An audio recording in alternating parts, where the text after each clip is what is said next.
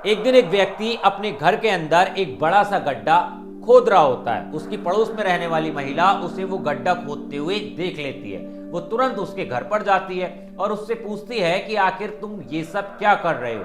तो वो कहता है कि मेरी बेटी का इंतकाल हो चुका है, मैं उसकी कब्र अपने घर के अंदर खोद रहा हूं, मुझे उसका दफन करना है, मैं उसकी कब्र अपने घर के अंदर ही बनाऊंगा और उसे यहीं पर दफनाऊंगा। अब जैसे ही वो महिला ये बातें सुनती है उसे काफी ज्यादा हैरानी होती है, ये बातें काफी ज्यादा अटपटी लगती हैं। वो उससे कहती है कि तुम्हें ऐसा नहीं करना चाहिए, ये सब कुछ गलत है। तुम्हारी बेटी का अगर इंतकाल हुआ है तो मोहल्ले के अंदर इस बात की जानकारी दो, बकायदा उसका जनाजा निकालो और पास वाले कब्रिस्तान में उसकी लाश को दफना के आओ। लेकिन वो कहता है कि ये मेरा पारिवारिक मामला है, तुम्हें इसमें दखल देने की जरूरत नहीं है, तुम यहां से चली जाओ। और महिला काफी ज्यादा हैरान परेशान तो होती है। वो भागी भागी अपने घर पर जाती है। घर पर जाकर परिवार वालों को ये बात बताती है तो वो भी हैरान हो जाते हैं। अब उसका बेटा अपने घर से निकलता है और मोहल्ले वालों को इस बात की जानकारी देता है कि उनके मोहल्ले में रहने वाला एक व्यक्ति अपनी ही बेटी की लाश अपने घर के अंदर दफना रहा है। मोहल्ले वाले तुरंत इकट्ठा हो जाते हैं और उस व्यक्ति के घर पर पहुंचते हैं और उसे समझाते हैं, बुझाते हैं, कहते हैं कि ये सब कुछ गलत है, तुम्हें ऐसा नहीं करना चाहिए। अब जब मोहल्ले के कई लोगों ने समझाया तो वो व्यक्ति उनकी बात मान जाता है, अपनी बेटी की लाश को पास वाले ही कब्रिस्तान में दफना आता है। अब बेटी की मौत को तकरीबन 2.5 साल हो जाते हैं, लेकिन बेटी की मौत के 2.5 साल बाद वो एक ऐसा कांड कर देता है जिसके कारण पूरा देश हैरान हो जाता है। वो अपनी 4 बेटी और अपनी पत्नी को अपने सगे बेटे के साथ मिलकर मौत के घाट उतार देता है।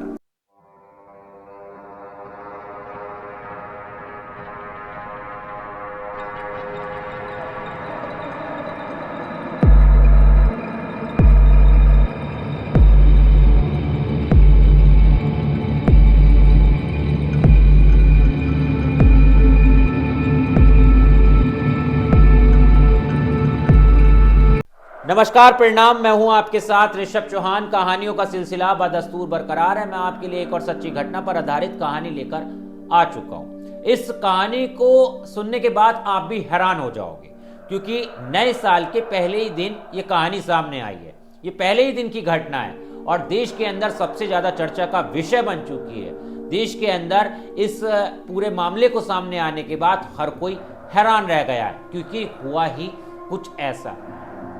इस कहानी के अंदर अभी ये पता चलना बाकी है कि एक पिता ने अपनी 4 बेटियों को, एक पति ने अपनी पत्नी को, एक भाई ने अपनी 4 बहनों को और अपनी मां को मौत की नींद क्यों सुला दिया। इस कहानी को शुरू करते हैं, लेकिन उससे पहले मैं आपको हमेशा की तरह जगह और किरदारों के बारे में बता देता हूं। ये पूरी कहानी उत्तर प्रदेश की राजधानी लखनऊ की है।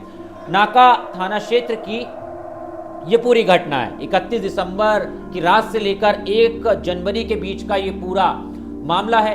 शरणजीत होटल के अंदर ये घटना घटी है।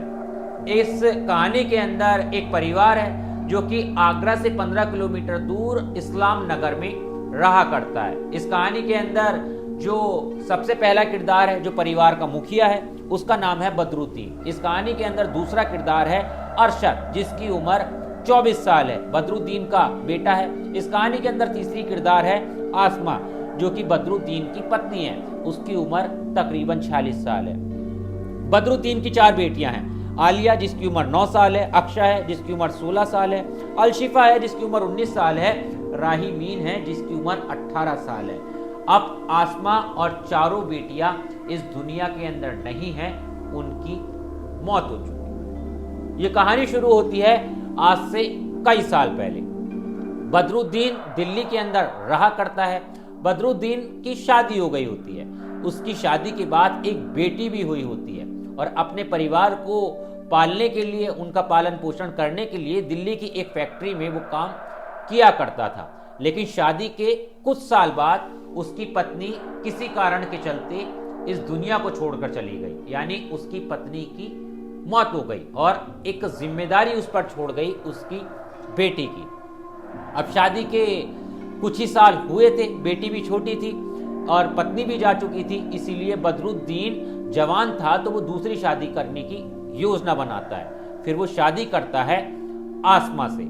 आसमा से शादी करने के बाद वो अपनी बेटी के साथ और आसमा के साथ दिल्ली में रहा करता है, और जब उसकी दूसरी शादी हो जाती है तो आसमा से भी उसके बच्चे होने लगते हैं। देखते ही देखते शादी के कई साल गुजर जाते हैं और इन कई सालों में उसकी 4 बेटियां और 1 बेटा होता है। सबसे पहले बेटा होता है जिसका नाम अरशद है, उसके बाद 4 बेटियां होती हैं। दिल्ली में रहा करता है परिवार को उस समय लेकर, लेकिन अचानक से उसकी दिल्ली में नौकरी चली जाती है। नौकरी जाने के बाद वो अपने परिवार को लेकर उत्तर प्रदेश के जिला संभल आ जाता है। संभल में उसकी ससुराल होती है, यानी उसकी पत्नी आसमा संभल की रहने वाली होती है। तो तकरीबन 2.5 साल वो संभल के अंदर गुजारता है। 2.5 साल वो अपनी ससुराल में गुजारने के बाद आगरा के इस्लाम नगर में वो एक 100 गज का प्लाट ले लेता है, और आज से तकरीबन 14 साल पहले वो इस्लाम नगर में जाकर शिफ्ट हो जाता है। 50 गज में अपना घर बनाता है।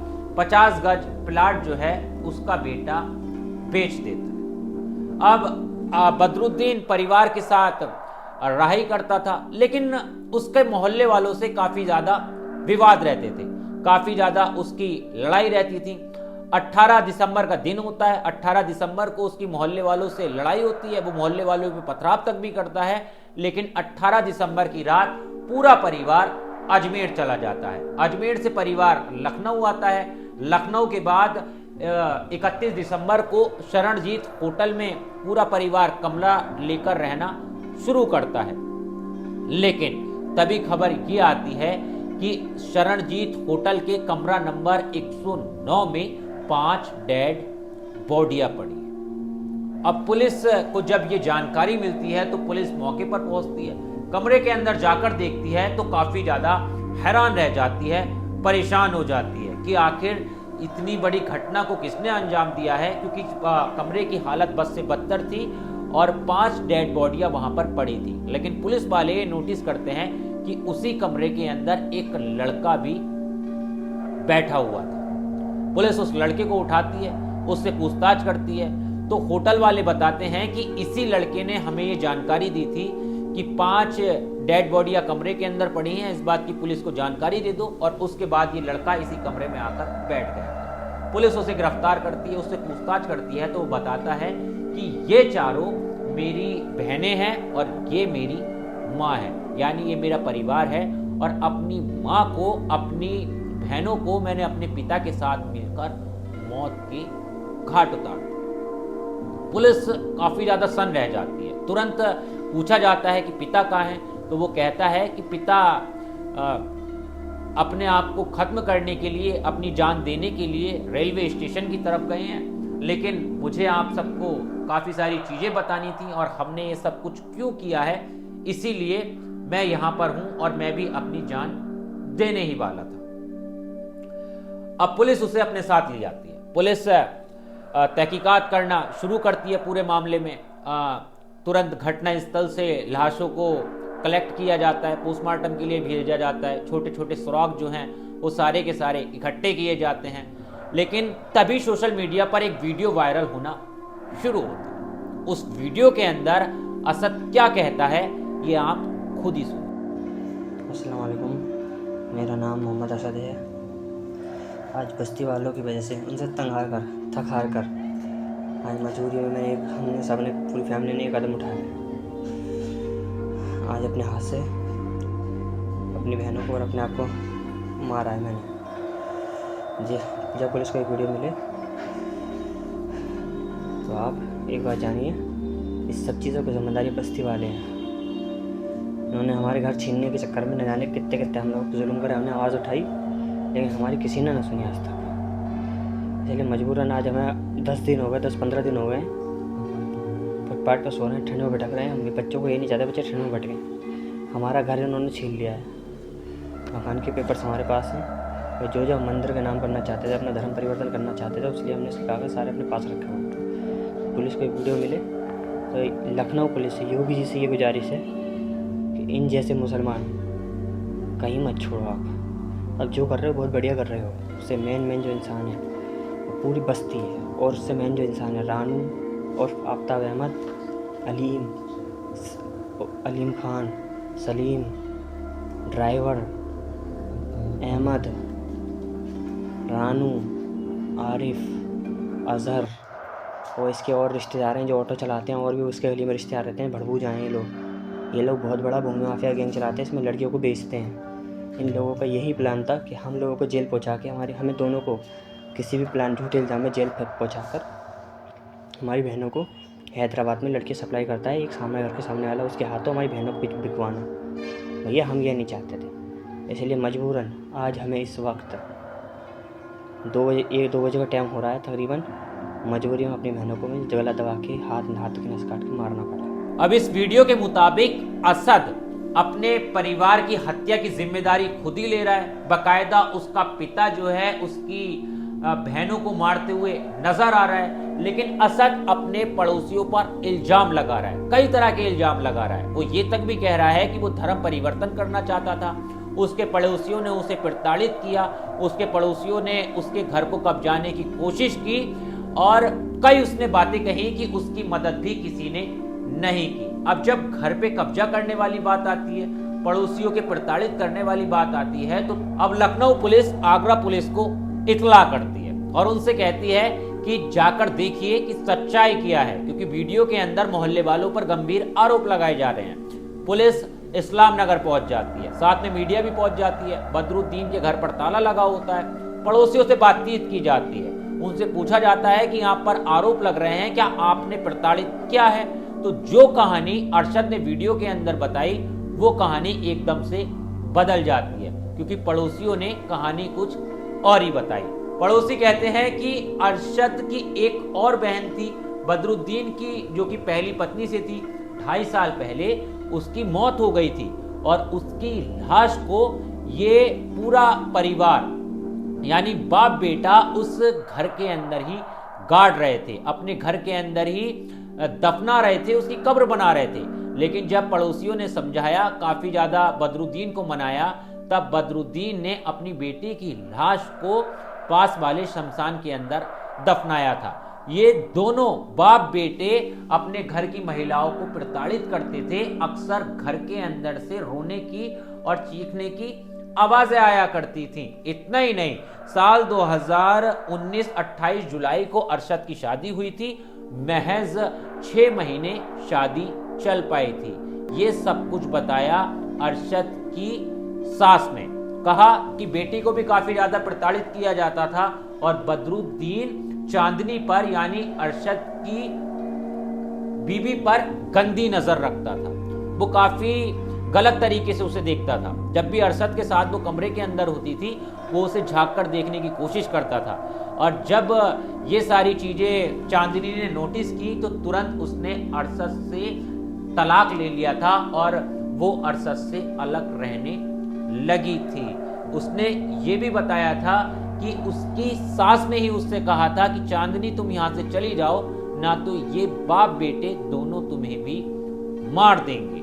अब एक दूसरे व्यक्ति से बातचीत की जाती है कि आखिर ये जमीन का क्या मामला है, प्लॉट पे कैसे कब्जे करने की बात कह रहा है। तो अलीम खान नाम के व्यक्ति होते हैं, वो बताते हैं कि आज से कुछ साल पहले मैंने इनका 50 गज का प्लॉट खरीदा था, जिसके मेरे पास बकायदा पेपर वगैरह सब कुछ हैं। वो एक वीडियो भी दिखाते हैं, वो दिखाते हैं कि देखिए 2 लाख रुपए अरशद जो है खुद वीडियो के अंदर गिन रहा है और हंस भी रहा है। 7 लाख रुपए में सौदा हुआ था, 5 लाख रुपए मैंने इन्हें बाद में दिए थे।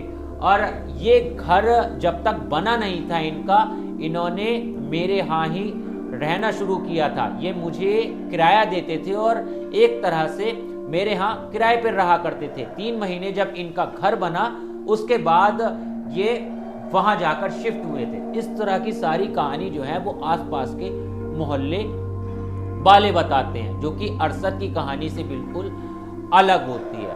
अब पुलिस इस मामले में कई एंगलों से जांच पड़ताल करना शुरू करती है कि आखिर बदरुद्दीन ने, अरशद ने अपनी माँ को, अपनी बेटी को यानी अपने परिवार को क्यों मौत के घाट उतारा। बदरुद्दीन अभी भी फरार है और पुलिस उसकी तलाश कर रही है, वो पुलिस के हाथ नहीं आ रहा है। तकरीबन 2 दिन हो चुके हैं और वो पुलिस को चकमा देता घूम रहा है, लेकिन पुलिस उसे पकड़ नहीं पा रही है। अब इस पूरी कहानी के अंदर कई खुलासे होने बाकी हैं, क्योंकि ये केस एक तरह से मिस्ट्री बन गया है, क्योंकि अलग अलग तरीके के बयान सामने आ रहे हैं और अरशद भी अपने बयानों से कई बार पलटता हुआ नजर आ रहा है। उसने पुलिस को भी जो बयान दिए हैं वो वीडियो से कुछ अलग दिए हैं। पूरी तरह से ये केस एक मिस्ट्री बन चुका है। अब बदरुद्दीन को जब पुलिस पकड़ लेगी, अरशद के सामने लेकर आएगी, दोनों को सामने बिठा के पूछताछ की जाएगी, दोनों के बयान मैच किए जाएंगे और जब दोनों से साथ में पूछा जाएगा कि आखिर असल